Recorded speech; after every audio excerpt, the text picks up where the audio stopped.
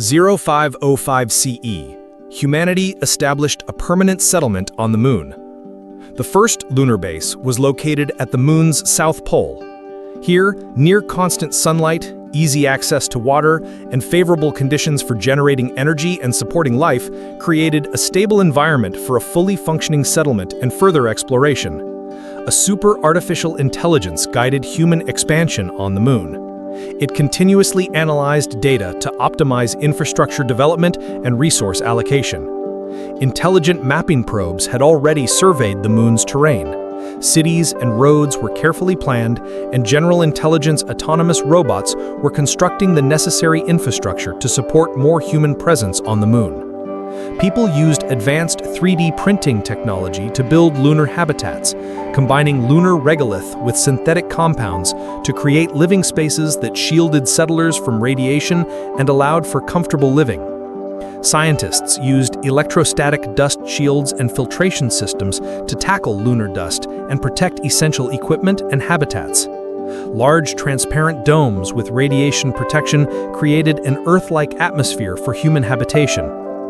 Lunar settlers used closed-loop systems to extract oxygen from the lunar soil and ice.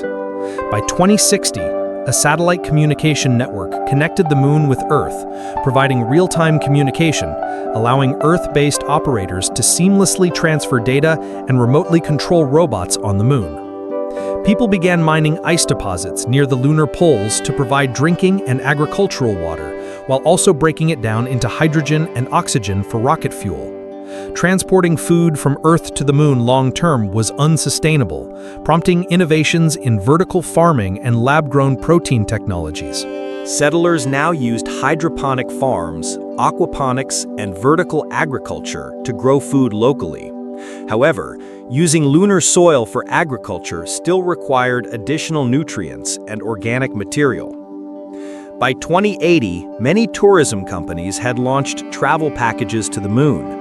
Tourists could experience low-gravity sports, walk on the lunar surface, and enjoy the spectacular view of Earth rising over the lunar horizon. To adapt to survival on the Moon, settlers began using mechanical and genetic engineering to enhance human physiology, such as increasing lung capacity to cope with lower oxygen levels, or using high-strength mechanical limbs to work more efficiently. The Moon was becoming an important spaceport for launching missions to Mars and beyond. Its low-gravity environment greatly reduced fuel costs. Now, rockets could be manufactured directly on the Moon using local materials, resulting in faster production, larger scale, and more cost-effective spacecraft.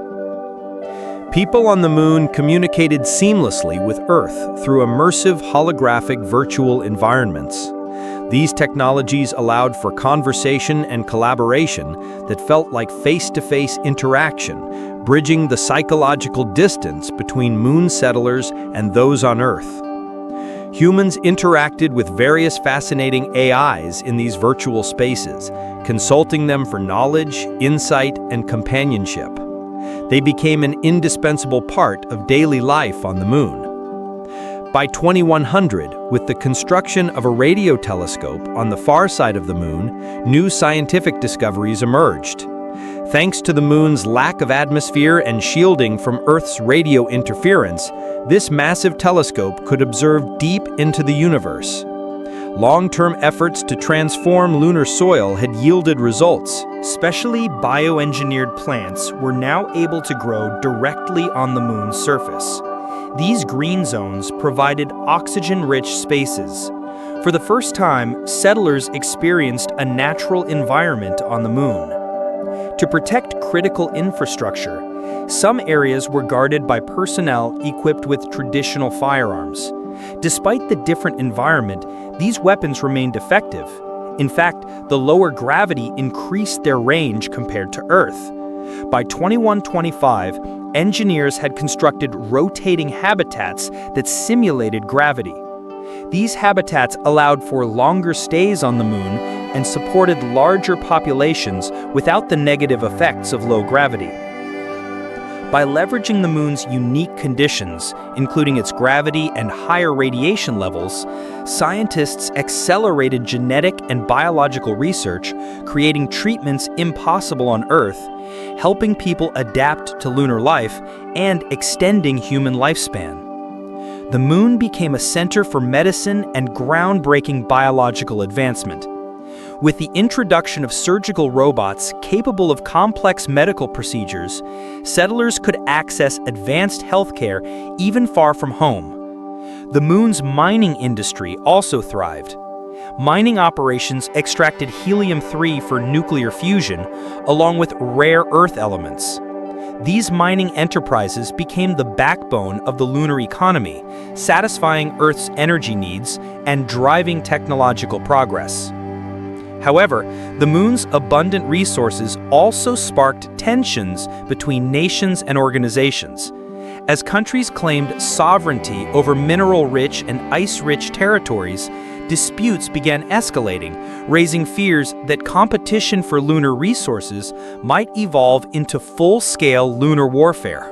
The prospect of lunar conflict reflected the immense geopolitical complexity of space colonization. Efforts were made to prevent hostilities and ensure the moon remained a place for peaceful exploration and cooperation. By 2150, the first permanent lunar cities appeared, housing hundreds of humans and robotic companions. These settlements featured solar-powered and advanced life support systems, making them self-sufficient habitats and centers for scientific research, space tourism, and off-Earth manufacturing. Robots assisted with daily tasks and complex operations, making life efficient and comfortable. Autonomous vehicles became common on the moon's surface, safely transporting cargo and passengers. As the population grew, the lunar economy developed through both state-owned and private companies. New legal frameworks were being established for trade, property rights, and settler rights. By 2075, lunar manufacturing widely used local materials to produce goods that were once costly to make on Earth. The growth of lunar industry and interplanetary resource sharing laid the foundation for an interstellar economy, bringing humanity closer to a space-based society. The moon had developed a rich cultural and creative landscape. Artists living on the moon created new forms of art, music, and entertainment directly influenced by lunar gravity and the barren landscape. Musicians incorporated lunar silence and resonance into their works, capturing the essence of life in space. With spacecraft powered by advanced propulsion, travel between the moon, Earth, and beyond became much faster. Journeys that once took days or weeks now required only hours.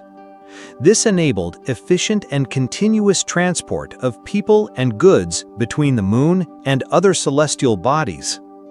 High-speed lunar trains crisscrossed the moon's surface, connecting cities, research stations, and mining facilities. These trains allowed settlers to traverse the harsh lunar terrain efficiently and conveniently. Fusion power plants provided energy to lunar cities and industry. They delivered nearly unlimited clean energy, driving rapid, reliable, and massively sustained lunar development. By 2025, a shared neural network was launched on the moon, allowing settlers to connect their consciousness directly to collective intelligence. This system enabled instant communication and extremely vivid sharing of thoughts, emotions, and information among individuals.